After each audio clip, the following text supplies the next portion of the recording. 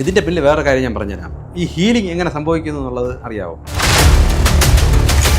ഒരു അമ്പലത്തിന്റെ മുന്നിൽ ചെന്നിട്ട് അമ്പലം വിളിക്കാൻ വേണ്ടി ഇംഗ്ലാവ് വിളിച്ചാൽ അത് ദൈവത്തിന്റെ കളിയാണ്. ദൈവത്തിന്റെ കളിയാണ്. ഇവൻ വേണം അവിടെ ഇംഗ്ലാവ് വിളിക്കുക. ഇവൻ ഇംഗ്ലാവ് വിളിച്ചാലേ ഇവന്റെ ആത്മാവിന് ആ സെക്ഷനിലോട്ട് പറ്റൂ. ഇതെല്ലാം ഈ ആത്മാവാണ് എല്ലാത്തിലും ഭാഗിച്ചു വെച്ചിട്ടുണ്ട്, അല്ലാതെ പോസിറ്റീവ് മാത്രമല്ല ഭാഗം. അപ്പോൾ എനിക്ക് ദൈവം പറഞ്ഞത് ഒരു 10,000 മണ്ടന്മാർ പറഞ്ഞേക്കാട്ടി നല്ലത് ഒരു 10 പേര് മതിയെന്ന്. അത് ഈ പല ആളുകളും എന്നെ വിളിച്ച് ചോദിക്കേ, ഈ നന്നായി റേക്കി ഹീൽ ചെയ്യുന്ന ആരാളുണ്ട്, നന്നായി ജ്യോതിഷം നോക്കുന്ന ആരാളുണ്ട്, നന്നായി വിധി പറഞ്ഞു തരുന്ന ആരാളുണ്ട്, അങ്ങനെ പല കാര്യങ്ങൾ. എനിക്ക് ഇവരോടൊക്കെ പറയാൻ ഒരൊറ്റത്രേ ഉള്ളൂ.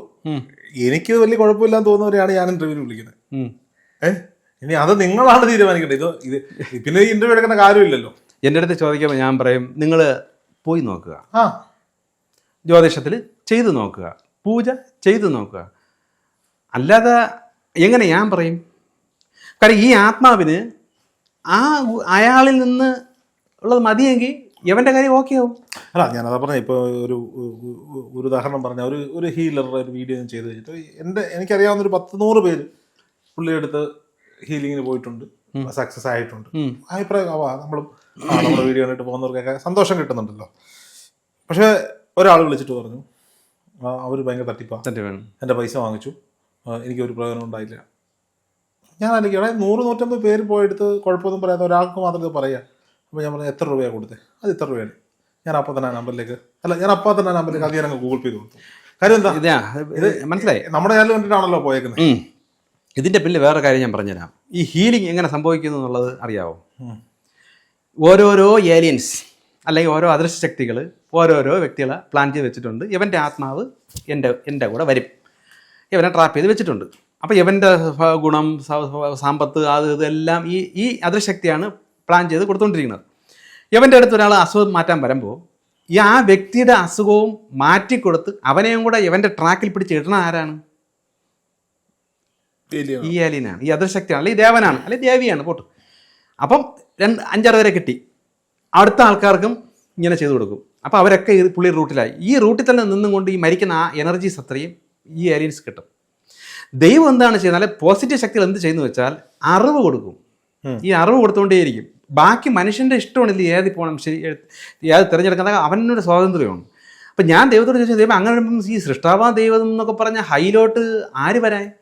അപ്പോൾ എനിക്ക് ദൈവം പറഞ്ഞത് ഒരു 10,000 മണ്ടന്മാർ പറഞ്ഞേക്കാട്ടി നല്ലത് ഒരു 10 പേര് മതിയെന്ന്. ഈ 10 പേര് ഹൈ പവറിൽ ഈ 10 പേര് കിട്ടിയാൽ അത് മതി എന്നാണ് പറയണത്. ഈ 10,000 ദൈവം നോക്കുന്നില്ല. പക്ഷേ ഈ 10,000 അവരുടേതായ സെക്ഷൻ ഉണ്ട്. വെറും മണ്ടന്മാർ പോണ. ഇപ്പം കൃഷ്ണൻ തന്നെ പറഞ്ഞിട്ടില്ലേ, നിരീശ്വരവാദിയും ഞാൻ തന്നെ എന്ന് പറയുന്നതിൻ്റെ കാരണം എന്താണ്? നിരീശ്വരവാദം പറയുന്നതും ദൈവത്തിൻ്റെ ഒരു സെക്ഷനാണ്.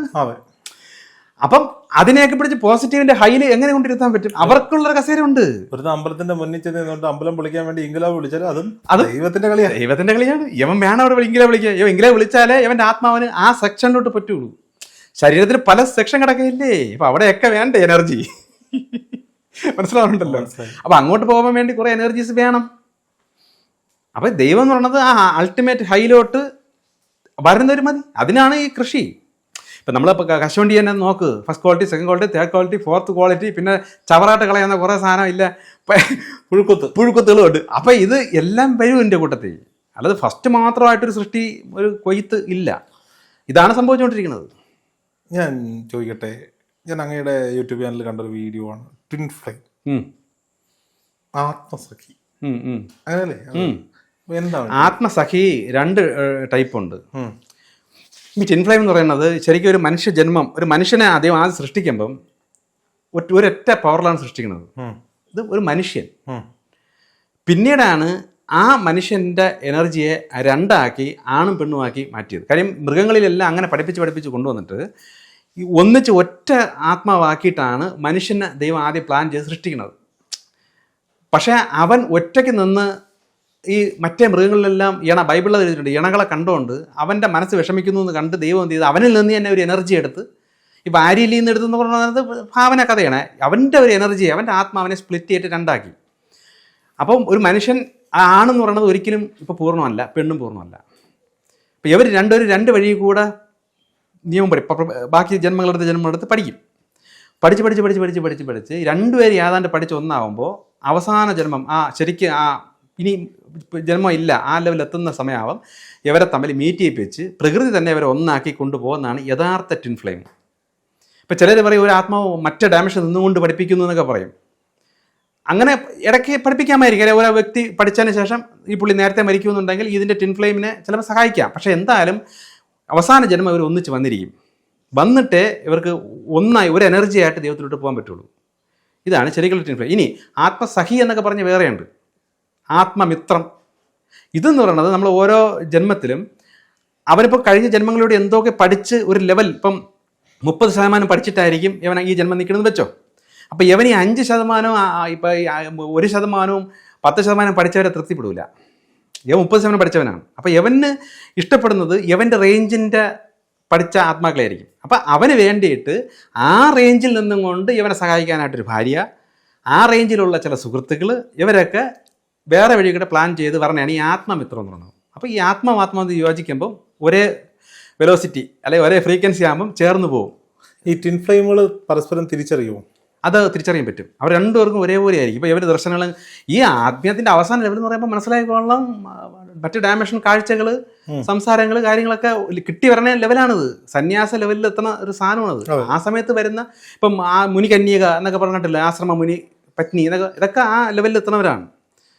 അവർ ഭയങ്കര അഡ്ജസ്റ്റ്മെൻ്റ് ആയിരിക്കും. രണ്ടുപേർക്കും ഒരേ ദർശനമായിരിക്കും, ഒരേ കാഴ്ചപ്പാടായിരിക്കും, ഒരേ ലെവലിൽ അവർ വരും. രണ്ടുപേർക്കും ആ ഒരു കണക്ഷൻ വരും. പരസ്പരം തിരിച്ചറിഞ്ഞ് മനസ്സിലാക്കിയൊക്കെ തന്നെയായിരിക്കും അവരൊന്നിച്ച് പറഞ്ഞത്. ട്വിൻ ഫ്ലെയിം എന്തായാലും ദാമ്പത്യ ജീവിതത്തിൽ ഒന്നിക്കണമെന്നില്ലല്ലോ. ദാമ്പത്യ ജീവിതത്തിൽ വരും. ദാമ്പത്യ ജീവിതത്തിൽ വരണം എന്നുള്ളതാണ്. ഇനി അഥവാ ദാമ്പത്യ ജീവിതത്തിൽ വന്നില്ലെങ്കിൽ ഈ ട്വിൻ ഫ്ലെയിം ശരിക്കും ഒരു ഗുരുവിലൂടെ പ്രകൃതിയിൽ നിന്ന് തന്നെ ബാക്കി ഫില്ല് ചെയ്ത് ദൈവം കൊണ്ടുപോകും. കാരണം എന്തായാലും എത്തിയില്ല. കാരണം ഞാൻ പറഞ്ഞത് നെഗറ്റീവ് പോസിറ്റീവ് കളിയാണ് ഈ പ്രകൃതി എന്ന് പറയുന്നത്. നെഗറ്റീവ് പോസിറ്റീവ് തമ്മിലുള്ള ഒരു പരീക്ഷണ കേന്ദ്രമാണ്. അപ്പോൾ പരീക്ഷണത്തിൽ ഇവൻ ഏതാണ്ടൊക്കെ പഠിച്ചു, പക്ഷേ ട്വിൻ ഫ്ലെയിമായിട്ട് എത്തിയില്ല. പ്രകൃതിയുടെ വിളയാട്ടത്തിൽ നെഗറ്റീവ്സ് കയറി ഇടയെ കിടന്ന് കളിച്ച്, ഈ അസുരശക്തികളുണ്ടല്ലോ കളിക്കാൻ, യുവമാർ കളിച്ച് ട്വിൻ ഫ്ലെയിമും ഇവനും തമ്മിൽ വേറെ ആയിപ്പോയെങ്കിലും മരണശേഷം ഇവർ തമ്മിൽ ഏതാണ്ട് ആത്മാക്കൾ പിന്നീട് മീറ്റാവും. പക്ഷേ ഈ മരിക്കണതിന് തൊട്ട് മുമ്പായിട്ട് ഇവന് ഫില്ല് ചെയ്യേണ്ട ബാക്കി എനർജി, ഒരു എനർജിയാണല്ലോ, അത് ഗുരുവിൽ നിന്ന് ലഭിക്കും. ഓക്കെ, ഗുരു പഠിപ്പിക്കാൻ ശരിക്കും ഒരു എനർജി ഫീൽ ചെയ്യുമല്ലോ, ആ എനർജിയിലൂടെ ഇവൻ്റെ ബാക്കി ഫില്ല് ചെയ്തിട്ടാണ് ഇവൻ പോകുന്നത്. ഈ ട്വിൻ ഫ്ലെയിമുകൾ ഒരു ദാമ്പത്യത്തിലേക്ക് വന്ന് ഇവർക്ക് തമ്മിൽ ഉണ്ടാകുന്ന അടുത്ത പരമ്പരയ്ക്ക് എന്തെങ്കിലുമൊക്കെ പ്രത്യേകത ഉണ്ടാവും? ചിലപ്പോൾ പ്രത്യേകത കാണാം, പക്ഷേ ആ കുട്ടി പോസിറ്റീവ് തന്നെയായിരിക്കും.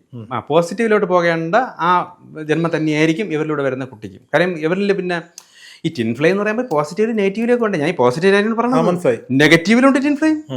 ഈ രണ്ട് ട്വിൻ ഫ്ലെയിം കൂടെ ചേർന്ന് അടുത്തൊരു അസുരപുത്രനെ ജനിപ്പിക്കും. അതുകൊണ്ട് മനസ്സിലാവണ്ട, ഇതെല്ലാം ഈ ആത്മാവാണ് എല്ലാത്തിലും ഭാഗിച്ചു വെച്ചിട്ടുണ്ട്. അല്ലാതെ പോസിറ്റീവ് മാത്രമല്ല ഭാഗം. ഈ കള്ളനും ആ കള്ളനെ യോജിച്ച ഒരു കള്ളിയെ ഭാര്യയെ കിട്ടി ഒന്നിച്ച് പിടിച്ച് കണ്ടിട്ടില്ലേ? മയക്കുമരുന്നിൽ ഭാര്യ ഭർത്താവ് ഒന്നിച്ച് പിടിക്കുന്നു. ഇതും കൊലപാതകങ്ങൾ ഒന്നിച്ച് കൂട്ടു നിൽക്കുന്നു. ഇതും ഒരു ട്വിൻ ഫ്ലെയിംസിലുണ്ട് ഇതിൻ്റെ ഇടയിൽ. അങ്ങനെയും ഉണ്ട്. നമുക്കറിയാത്ത എത്രയൊക്കെ കാര്യങ്ങളാണ് നമുക്ക് ചുറ്റും കാണാൻ പറയത്തിരുന്ന് സംഭവിക്കുന്നത് എന്നുള്ളതാണ്. എന്തായാലും വീണ്ടും അടുത്തൊരു ദിവസം ശരി വിശേഷങ്ങളായിട്ട് നമുക്കിരിക്കും. കാണാൻ. ഓക്കെ, ശരി.